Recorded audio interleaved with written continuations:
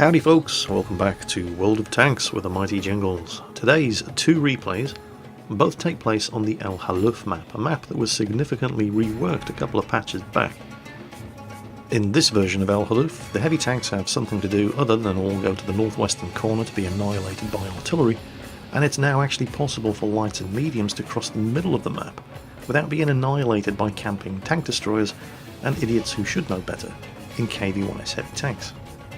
A lot of you are quite happy with the changes to El Halluf, some of you of course aren't. I fall into the first category. This has gone from being one of my most hated maps in the game to a map that I actually quite like now.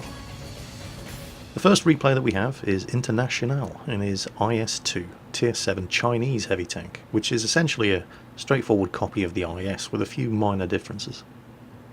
The Chinese copy is slightly faster than the Russian tank upon which it was based, but the armour isn't quite as good. In all other respects, they're pretty much the same machine. International here finds himself in a Tier 8 game in his IS-2, which is pretty standard matchmaking for a Tier 7 heavy tank. He's not top tier, but he's not bottom tier either. He's in a 3-man tank platoon with 2 other members of the Cirque clan, Little Brother also in an IS-2, and Nikas 2012 in the Russian premium Tier 7 tank destroyer, the Su-122-44. So they pretty much all have the same gun, although the Su-122-44 fires significantly faster than either of the IS-2s. Majority of the team are heading for the top northwest corner of the map. This traditionally was the place where all the heavy tanks went to get hit by artillery as they camped the corner, and you still do find that this is the area where most of the heavy tanks end up, but there's a lot more options here now. There's places to hide from artillery, there's open ground around here where medium tanks have opportunities to do some outflanking. Something that T-44 at the front clearly hasn't figured out by now. But the heavies are here. So they have an IS-3, the 2 IS-2s. There's a Centurion here with them. Probably doesn't want to be sticking his nose out on that corner though, if the T-44's experience is anything to go by. You'll note that there's a handy rock there on that corner, as well as now the wreck of a T-44, which is ideal for keeping your more vulnerable lower armour covered up. It's definitely a good spot for tanks with good turret armour, like that IS-3 to be using. You can see the IS-3's now side-scraping around the wreck of the T-44. International has a shot at the enemy Centurion. Lovely hit. Artillery just missed him. But International's clearly recognised that if you've got an IS-3 that can be side-scraping that corner, and he is doing a good job of it, needs to be real careful when he fires here. He doesn't want to shoot that IS-3 in the back of the turret. He fires, he hits, but it looks like it glanced off the Centurion's gun manlet. IS-3 definitely knows what he's doing here. And while International was first on the corner, he's not going to try to hog the corner when the IS-3 can do so much better a job of it. So he's popping in and out between the IS-3 shots, and there's the enemy IS-2, and oh dear. That's going to leave a mark. Let's see that again. Look at this. Full health IS-2. 1280 health. Pops around the corner. Welcome to El Halluf. Well, they do say lightning never strikes twice, and International is about to prove them wrong. There's an Su-122-44 over there. Now, it's just a shame he was on low health, because that's another ammo rack. 2 ammo racks right after each other. It's just a shame the Su-122-44 was a one-shot kill anyway, because that would have been glorious. But let's not get too carried away with ourselves. International and the IS-3 driver are now the only 2 tanks left on their team, not just on this corner, but on this entire side of the map. And they do have at least 6 tanks facing them, and they're all Tier 8s. Everybody else on their team is camping the base like a bunch of pros. Well, not everybody. The platoon is down to 2 tanks. They've lost Little Brother in the other IS-2, but Nikas 2012 and the Su-122-44 is coming over here to help as fast as he can, and the artillery in the Hummel also has his eye on the ball. T-69 starts firing fruitlessly into heavily angled side armour, and artillery punches his ticket for him.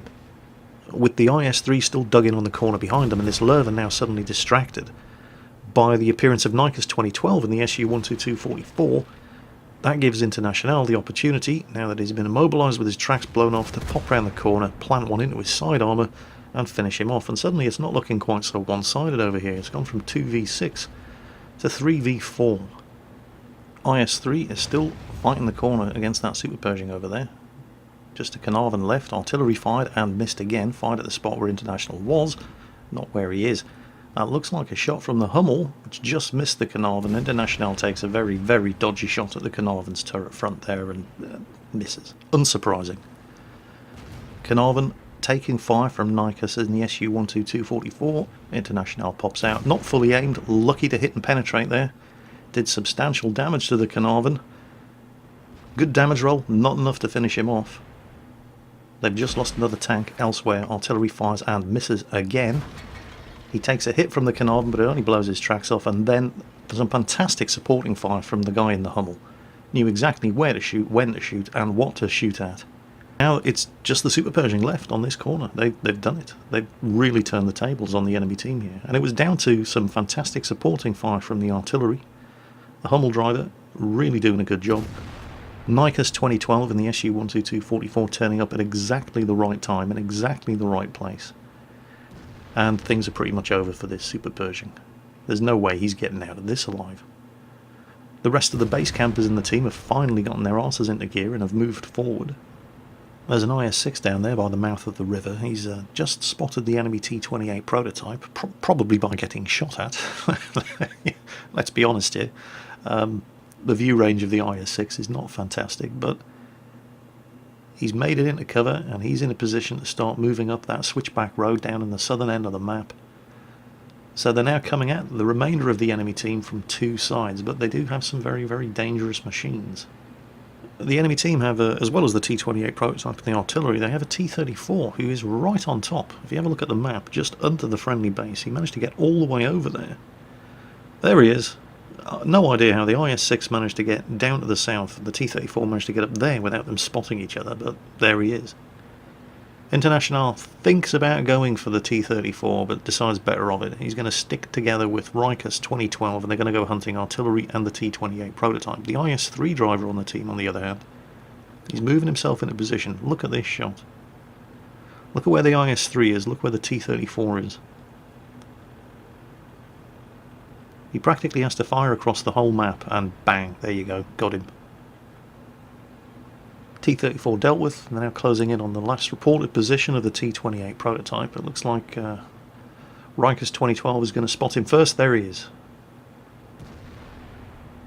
Nykus plants one into him, and the T-28 prototype appears to have just quit the battle. His gun isn't even pointing in the general direction of the enemy team. Artillery finishes him off, not before Nykus could land two shots into him with that rapid firing 122mm gun on the Su-122-44, and now it's just a question of finding and killing the artillery. If the artillery was going to suicide, he would probably have done it by now.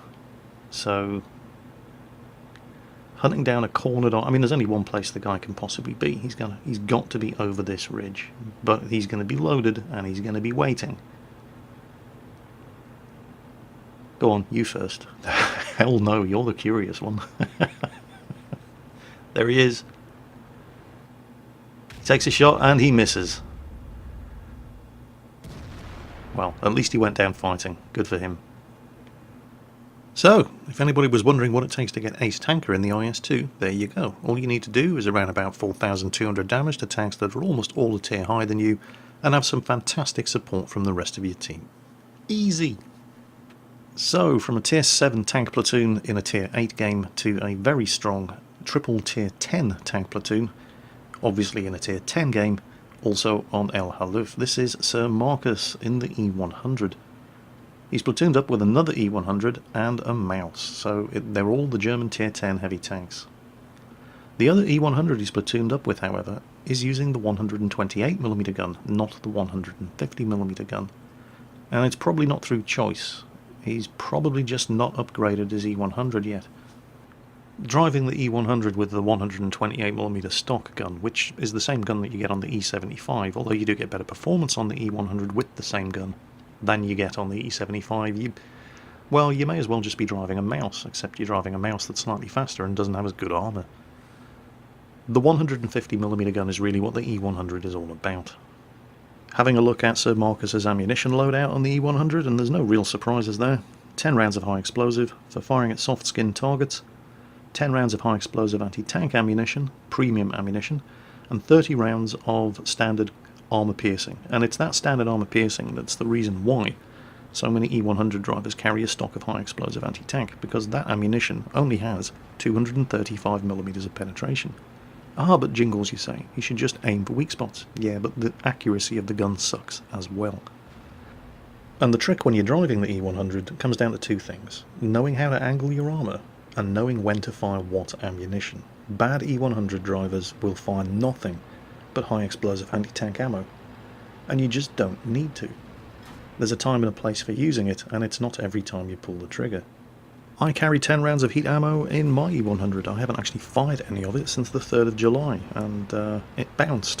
So, you know, make of that what you will. But now it's time to get down to the action.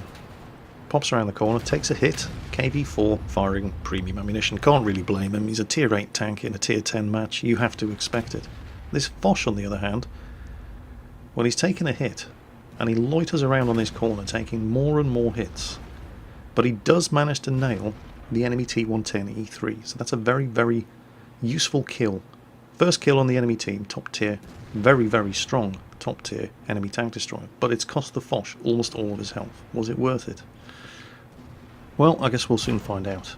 Now, AT-15, okay, not a problem. Oh, wow, good shot. KV-4 comes around the corner, but yeah, he's more interested in nailing the IS-3. KV-4's obviously thinking, screw this, tier 8 match, I'm just going to do as much damage as I possibly can, get into my next game, and you know, that's fine. Object 704 on the corner, however, so Marcus has seen him. The IS-3, yeah, didn't. Marcus fires, his shot goes into his tracks for no damage. Typical. KV-4 immediately seizes the opportunity while he's reloading. He wants to be the one to finish off the Foch 155. Marcus is blocking his shot, so he puts one into Marcus. All it does is blow his tracks off. Doesn't need to use a repair kit. He's safely in cover behind this rock. Crew fixes his tracks. Starts working the corner again, using the wreck of the IS-3. He wants the high value target kill. He wants to kill that Object 704. The object's fired. He doesn't have a shot at him, however. There's the IS-8 who hit him earlier, and the IS-8, some terrible side scraping from the IS-8 there. Hits him, sets him on fire. IS-8 puts the fire out. KV-4 takes the opportunity while he's reloading to come out again, and this time he nails the Foch 155.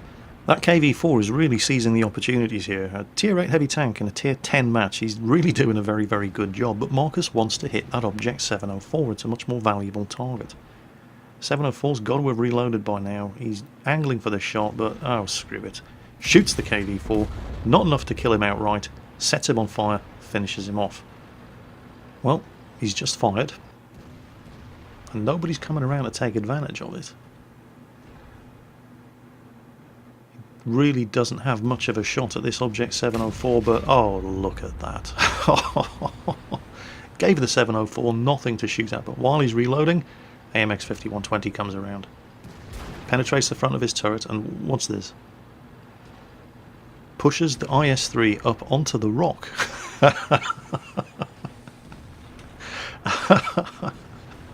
Yeah, shoot me now, you son of a bitch. Now, of course, he's got to be able to fire over. Oh, the 704 fired and hit, but it bounced. Backs up onto the high ground so you can shoot over the wreck of the IS-3, and the KV-4 finishes off the object. And the rest of the team have managed to push around the other side. They've nailed the AMX 5120. They're in the clear. There's just that IS-8 there. No, he's gone as well. Oh, that was some great work. Immediate danger over. Stop, take a breath, look at the map, figure out what you're going to do. The two AMX 50Bs and the Batchat on the enemy team are making a concerted push into the base from the south. And the only thing that we have down there to hold them off is a T-34 and a Tortoise. Now, a T-34 and a Tortoise are not going to hold off two AMX 50Bs and a Batchat by themselves, and nobody else seems to want to do it, so Marcus turns his E100 around and starts heading back to base to prop up the defences. The rest of the team carries on pushing into the enemy base from the north, but those tanks have taken a bit of a beating, and they're about to run into all the base campers. Meanwhile, the Batchat and the two AMX-50Bs are wasting no time in pushing their advantage. They've just nailed the T-34, and Marcus has a very, very dubious shot at that AMX-50B, which misses, unsurprisingly. It would have been great if it had hit. That would have definitely killed the AMX-50B, but yeah, would have, could have, should have, didn't. Now the enemy team start pulling the scores back. Then he has another opportunity to get a very valuable kill, but the Batchat spots him, manoeuvres, he doesn't give enough lead to the shot, and that one misses as well. That would also have been a one-shot kill. Batchat gets away. It's at this point where he has to start making some hard decisions. He's been spotted and he's been shot at by a Panther II. But if the Panther II can see him, so can everybody else. The Tortoise in the base has got 3 enemy tanks about to swarm him, badly needs help, and the guys that are pushing around from the north are just dying one after the other. And they need his supporting fire as well, so he has to start making some hard decisions here. And he decides to shoot at the tanks that he can see, rather than go hunting the tanks he can't see.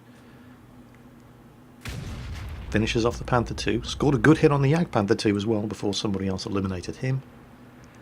And, well, from a very, very strong position that they were in earlier, now the only tanks left alive in his team are all the guys in his platoon.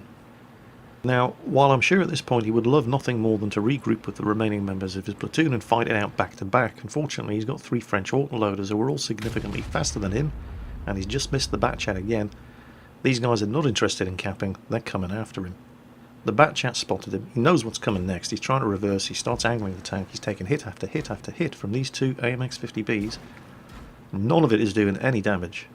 It's difficult to angle your tank effectively, again you're taking fire from 2 different locations, but he's managed to do it, and it looks like the 50Bs have run out of ammunition and are now reloading, so fine, they're not going to be chasing him while they're reloading. Instead, he's only got 1 platoon mate left alive now, and that Batchat is just making this easy. Tunnel vision. He came around to get Sir Marcus. He knew Sir Marcus was here, and instead he focused on the other E100. Now, he's not going to have a lot of time here. Those AMX-50Bs are going to be reloading quickly. But his buddy in the E100 up there needs the assistance, so he plants one into the T-32, who is probably firing premium ammunition, and that's probably why the other E100 does not want to come over the ridge and expose his lower glacis to fire from the T-32 when he's on low health, so Sir Marcus turns around again. T-32 knows this is coming. And takes him out. Still a Ferdinand. Nobody's seen that Ferdinand yet. He was all the way down in the southeastern corner of the map, but he's almost certainly not there anymore. Nobody's seen him since. Oh, there's one of the 50Bs. This is going to be a one-shot kill. Just don't miss. Nice. But the other one is almost certainly going to be coming around from the other side. They didn't time it very well. There's the Ferdinand. Yeah, can't worry about the Ferdinand right now. He's got a bit of an AMX-50B problem. Unfortunately, that means he's just lost his other teammate. And he really does not want to give the Ferdinand shots at his rear. He's got to get up there, get around the corner, get out of line of sight of the Ferdinand. Ferdinand fires and misses. Was aiming for the side of the turret. That would have severely hurt if it had managed to impact. He's got to break line of sight from the Ferdinand. He's got to find that AMX-50B and kill it. There he is. He's trying to run away. Not fast enough, Frenchie. Not fast enough for this German tank. Firing on the move in the E100. I mean, he had to take the shot. He could not let that AMX-50B get around the corner and reload. But, you know, if it hits, you're a superstar. If it misses, you're an idiot. Luckily, it hit. And now, well, he doesn't know exactly where the Ferdinand is, and the Ferdinand has seen him. He's obviously sitting up there with a camo net and binocular telescopes. But he knows in what rough direction he has to point the armour of this tank to beat the Ferdinand's gun. He's got premium loaded. He wants to make sure this hit penetrates. You have to expect the 30 to have premium loaded. There he is. 30 fires. He does have premium loaded. It's not going to be good enough. Boom. Headshot. Game over. That performance, unsurprisingly, earned Marcus the Ace Tanker badge. 105,000 credits, nearly 5,000 XP, doubled for the first win of the day. Crucial contribution game. Between them, the team scored 12 kills. 8 for Sir Marcus, getting him a Pools Medal, a High Caliber, a Top Gun, and a Steel Wall, over 4,000 damage blocked by armour. He did 8,000 damage of his own in that game, killed 8 enemy tanks, and he only had to fire 2 rounds of premium ammunition to do it. So that was today's video, featuring International in the IS-2, Tier 7 heavy tank in a Tier 8 match, and Sir Marcus in the E100, both on the Sands of El Halluf. I hope you enjoyed the video. As always, take care, and I'll catch you next time.